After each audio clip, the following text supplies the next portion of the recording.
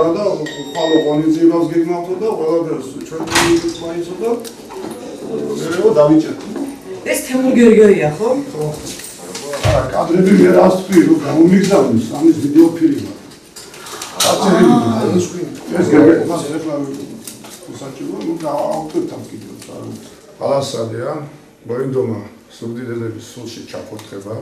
გასულ თქვენ პირველი დღიდან არჩევნების დღესვე ჩამოიყვანა ახალი მხედრიონი, სამ მაისურებში ჩაცმულები, თავგადაკრულები შავი ნაჭრით და დადიოდნენ და აშინებდნენ ხალხს. დღესაც მიდიან, აშინებენ ხალხს და ეუბნებიან, ჩვენ მოვედით ხელისუფლებაში, თუ არ გადათქვამთ და თქვენს უკან არ წაიღებთ მოგებულ ხმებს, მაშინ ჩვენ მოსული ვართ ხელისუფლებაში და დაგიჭერთ ყველას.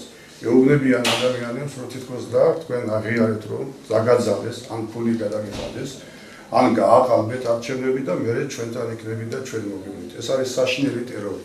ტერორი, რომელიც ერთხელ უკვე გაიარა ზუგდიდმა მხედრიონის დროს, დღესაც მხედრიონის დათარაშობს ზუგდიდში.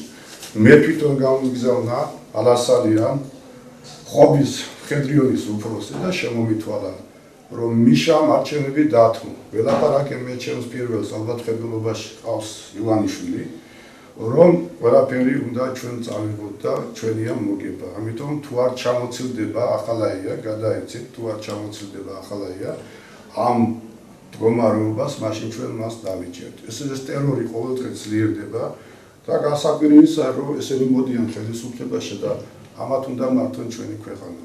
მე ვწუხო რომ ასეთი ხალხი მოვიდა პარლამენტში და ქართველმა ხალხმა მას მისცა. აი რა კადრებია, რა გაყალბებებზეა საუბარი საარჩევნო. გაყალბებები გადათვალეს მე რამდენიც მეუბნებიან და არცეთ გადათვლი ოფში არ არის სიყალბე, ეს უკვე გადაღებულია, დაფიქსირებულია. ესენი ვერ წერენ საჭიროებს, ვერ ასაკუთრებენ რამე კონკრეტულ ფაქტს, რომ გაასაჭირონ ამ თუნდაც კომისიაში ან სასამართლოში.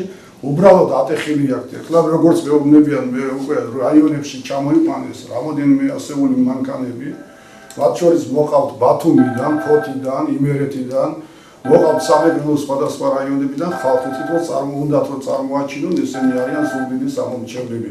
სინამდვილეში მოყავთ ის ხალხი, რომელიც ზუგდიდით არაფერი შეხება არ აქვს. ესე იგი ხელახლა ხდება ზუგდიდის მხედრიონიზაცია და ზუგდიდის ისევ განადგურების მცდელობა და დაპყრობა.